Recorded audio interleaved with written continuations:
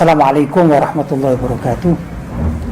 Alhamdulillah, pada kesempatan yang mulia ini saya bertemu dan berjumpa dengan Datuk Badaruddin. Beliau adalah seorang mufti wilayah Kedah, Malaysia. Saya ingin sedikit bertanya Datuk tentang perkembangan umat Islam warga Ahlussunnah wal Jamaah yang ada di Kedah ini. Sekarang bagaimana, Datuk? Bismillahirrahmanirrahim. Pertama sekali saya ucap ribuan terima kasih atas kesudian Pak Kiai untuk datang ke tempat saya ini dan memberi sedikit pencerahan terhadap pegangan Ahlussunnah wal Jamaah kepada masyarakat di dalam kuliah yang kita adakan semalam.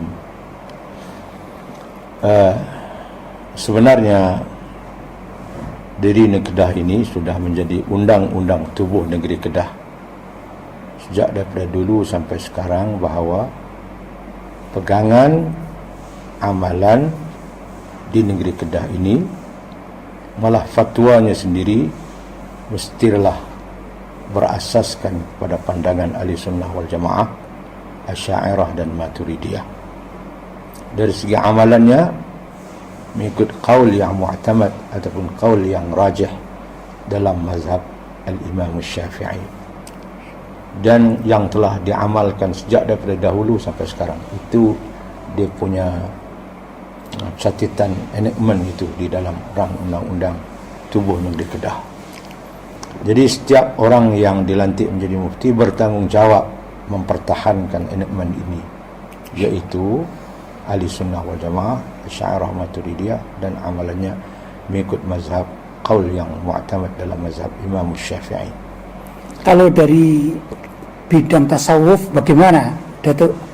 Apakah di Malaysia ini juga kitab tasawuf atau ulama-ulama tasawuf diamalkan ya oleh warga Ahlussunnah wal Jamaah khususnya di Kedah ini? Ya, memang amalan kita dan kita pun berpegang dengan hadis Nabi sallallahu alaihi wasallam. Kalau kita lihat hadis Jibril alaihi salam, sehingga apabila Jibril dah tinggalkan majlis, Nabi menyatakan kepada Sayyidina Umar, kamu tahu tak Umar, siapa orangnya yang datang bertanya mal Islam, mal iman, mal ihsan itu?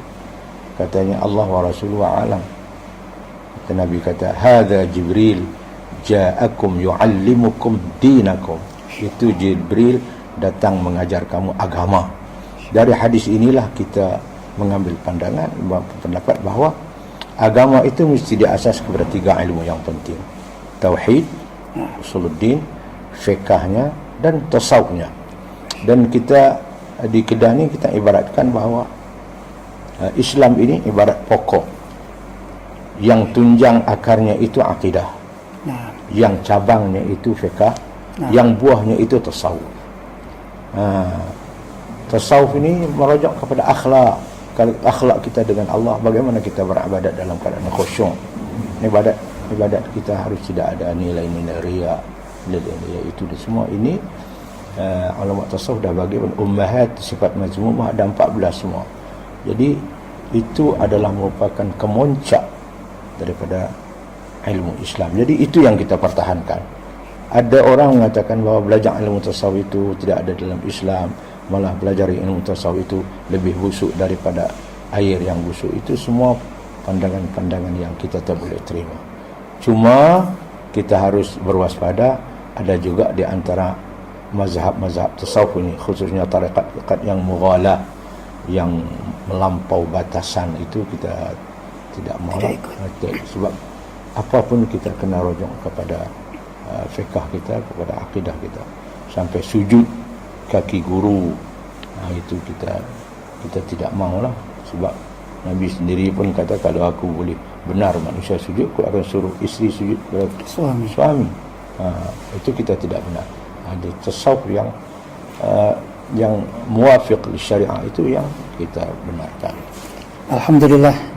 Terima kasih Datuk atas wejangan-wejangannya, dan memang itulah yang kita di Indonesia sendiri juga mengamalkan itu, yaitu fikah gitu ya. Kalau kita mengatakan fikih di sana ya, mengikuti mazhab Syafi'i, karena kita di Nusantara memang sebagai penganut mazhab Syafi'i. Kemudian di dalam bidang akidah kita mengikuti apa yang diajarkan, digariskan oleh Al-Imam Abul Hasan Al-Asy'ari, Imam Abu Mansur Al-Maturidi ya, atau Asy'ariyah dan Maturidiyah gitu ya.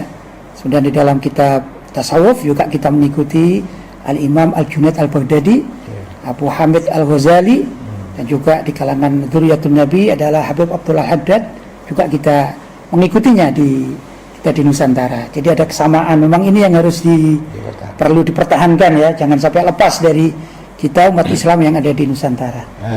Pak Kiai, sikit lagi mau tambah, boleh? Mari, silakan. Sebenarnya kita pun semua tahu bahawa taraktu fikum amran ma in tamassaktum bihima lan tadillu ba'di abada. Nabi menyebutkan.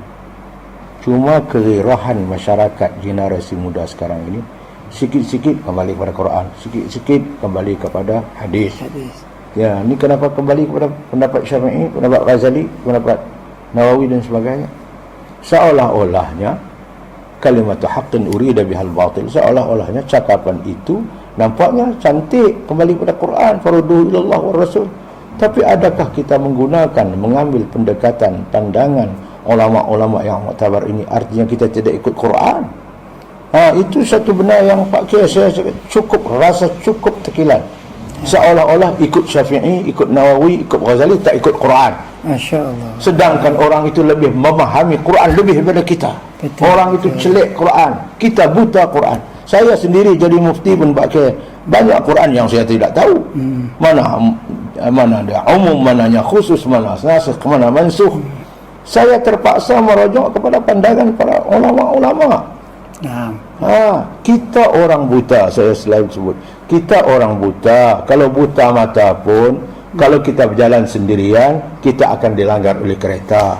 Tapi kalau kita dipimpin oleh orang yang celik, orang yang tahu, kita akan selamat. Jaga bapak jangan langkah lagi, ini longkang, ini jangan ini lori, kita akan selamat. Tapi kalau kita berjalan seorang, begitu juga agama. Kalau kita tak guna orang yang celik agama, Imam Nawawi, Imam Ghazali, Imam Syafi'i, Imam Mazahib al-Arba'ah ini, berarti kita jalan seorang orang. Hadis nak faham sendiri, Quran nak faham sendiri, kita pakai ulama, akhirnya kita tumbang. Sebab itu Allah sendiri pun berpesan, fas'alu ahla dzikri in kuntum la ta'lamun. Ini keghirahan yang berlaku dalam masyarakat muda. Seolah-olah mereka faham Quran macam Ghazali, faham hadis macam Nawawi. Kita Sunan Sittah pun Pak Kiai, dia ada berapa? 34,000 hadis semua. Sunan Sittah pun, Ibn Bukhari pun 5,000 berapa hadis pun kita baca pun tak habis. Kalau baca habis pun tak faham. Jadi baiklah kita panggil pendapat ulama, mereka itu lebih faham dari kita. Itu saya cukup irah dengan hari ini sikit-sikit. Farudhu ilallah wa rasul, farudhu ilallah wa rasul. Tapi ruddulah kalau kita orang Melayu, orang Indonesia, kita bukan orang Arab. Orang Arab sendiri pun tak dapat faham. Kita pun. Sebab itu saya tidak boleh, kita mesti menggunakan mazhab dan pandangan para ulama-ulama yang muktabar, yang memahami lebih daripada kita tentang Quran dan hadis Nabi sallallahu alaihi wasallam. Terima kasih Datuk, semua ujangan-ujangan. Tentunya kita yang muda-muda ini ya, harus mengikuti langkah-langkah orang tua kita ya. Karena orang tua pernah muda, sedangkan yang muda belum pernah tua kan. Maka kita mengikuti yang selamat lah. Mudah-mudahan kita seluruh warga Ahlussunnah wal Jamaah di bumi Nusantara ini senantiasa berpegang teguh kepada ajaran para ulama-ulama salaf Ahlussunnah wal Jamaah. Barangkali itu Datuk yang bisa saya sampaikan. Terima kasih sekali lagi. Dan saya ucapkan kepada yang lain, mohon maaf yang sebesar-besarnya. Hadza wal afu minkum. Wassalamualaikum warahmatullahi wabarakatuh.